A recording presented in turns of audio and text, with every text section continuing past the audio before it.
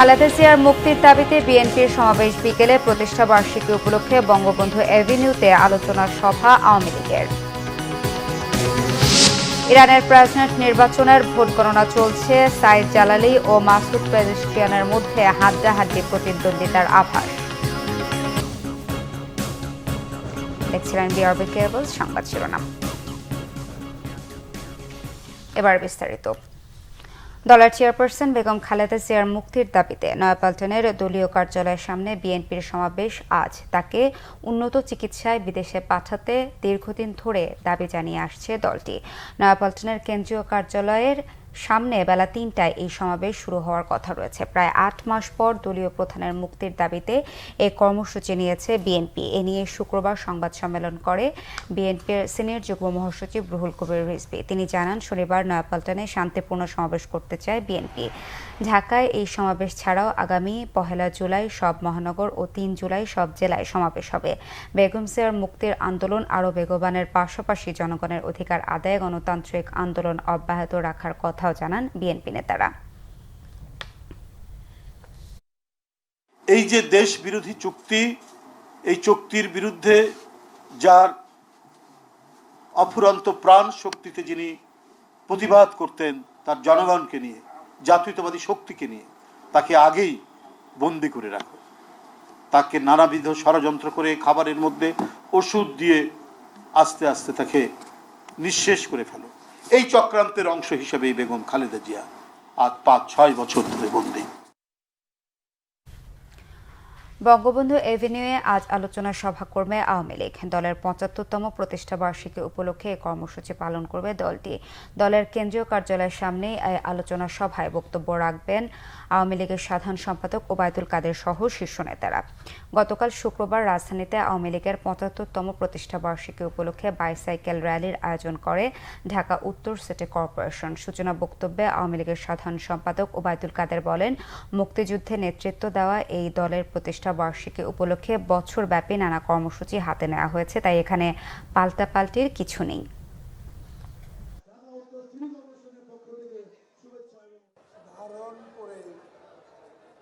BNP বা বিরোধী দল তাদের কর্মসূচি পাল্টাপাল্টি কোনো কর্মসূচি আমরা নিতে যাচ্ছি না। আমাদের কর্মসূচি আগেই ঘোষিত হয়েছে বছরব্যাপী। যারা আজকে প্রতিদিনই ভারত বিরোধিতার নামে আজকে আন্দোলনের ইস্যু খোঁজার চেষ্টা করছে, তারা আবারও ভুল পথে হাঁটছে। আন্তর্জাতিক। ইরানের প্রেসিডেন্ট নির্বাচনের ভোট গণনা চলছে। এখন পর্যন্ত ভোট গণনায় পাওয়া ফল অনুযায়ী কট্টরপন্থী প্রার্থী সাইদ জালালি এগিয়ে আছেন।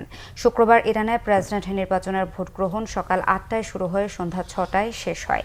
এরপরই ভোট গণনার কাজ শুরু হয়। এখন পর্যন্ত ১,৩,০০,০০০-এর বেশি ভোট গণনা হয়েছে। এতে জালালি পেয়েছেন ৪২,৬০,০০০ ভোট। সংস্কারপন্থী প্রতিদ্বন্দ্বী ও আইন প্রণেতা মাসুদ পেজেশকিয়ান প্রায় ৪২,৪০,০০০ ভোট পেয়েছেন। কট্টরপন্থী প্রার্থী ও পার্লামেন্ট স্পিকার মোহাম্মদ বাঘের গালিবাফ পেয়েছেন ১৩,৮০,০০০ ভোট। আরেক কট্টরপন্থী মোস্তফাপুর মোহাম্মদী পেয়েছেন ৮০,০০০-এর বেশি ভোট। নিয়ম অনুযায়ী ইরানে আগামী বছরের জুনে প্রেসিডেন্ট নির্বাচনের ভোট হওয়ার কথা ছিল, কিন্তু গেল ১৯ মে ইরানের প্রেসিডেন্ট ইব্রাহিম রাইসি হেলিকপ্টার বিধ্বস্তের ঘটনায় নিহত হওয়ায় দেশটিতে আগাম নির্বাচন হচ্ছে। আজ ফল ঘোষণার কথা রয়েছে। Copa America football. চলতি কোপা আমেরিকায় পরপর ২ ম্যাচে মাঝবিরতির পর দল দেরিতে মাঠে নামায় শাস্তি পেয়েছেন আর্জেন্টিনার কোচ লিওনেল স্কেলানি। এক ম্যাচের জন্য নিষিদ্ধ করা হয়েছে বিশ্বকাপ জেতা এই কোচকে। পেরুর বিপক্ষে ম্যাচে আর্জেন্টিনার ডাগ আউটে থাকতে পারবেন না লিওনেল স্কেলানি।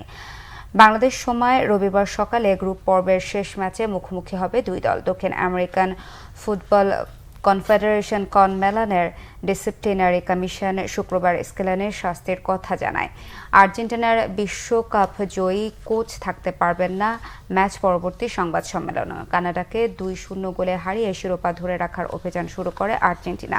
ওই ম্যাচে বিরতির পর কানাডা দল মাঠে নামতে প্রস্তুত থাকলেও আর্জেন্টিনা দল আসে মিনিট 5 পরে। ম্যাচের পর এ নিয়ে ক্ষোভ প্রকাশ করে আর্জেন্টিনার শাস্তি দাবি করেন কানাডার কোচ। পরের ম্যাচে চিলিকে 1-0 গোলে হারায় বিশ্ব চ্যাম্পিয়নরা। এই ম্যাচে বিরতির পর 2 মিনিট দেরিতে আসে মেসি ডি মারিয়ারা। কোপা আমেরিকার নিয়ম অনুযায়ী খেলোয়াড়দের অবশ্যই বিরতির পর সঠিক সময়ে মাঠে থাকতে হবে এবং প্রথমবার নিয়ম ভঙ্গ করলে সতর্ক করা হবে, দ্বিতীয়বার একই কাজ করলে পেতে হবে শাস্তি। প্রথম 2 ম্যাচ জিতে এরপরই কোয়ার্টার ফাইনালে টিকিট নিশ্চিত করেছে আর্জেন্টিনা। এই গ্রুপে সেরা হতে পেরুর বিপক্ষে ড্র করলেই চলবে তাদের। এই ছিল এখনকার মতো। পরের সংবাদ দুপুর 2টায়। এর আগে 1টায় রয়েছে নিউজ টপ 10 দেখার আমন্ত্রণ রইল। এছাড়া বাংলাদেশের সংবাদ ও সংবাদ সংশ্লিষ্ট অনুষ্ঠান দেখতে ভিজিট করুন www.tvnews24.com ও facebook.com/bangladesh এবং সাবস্ক্রাইব করুন youtube.com/bangladeshnnews। এতক্ষণ সাথে থাকার ধন্যবাদ সবাই।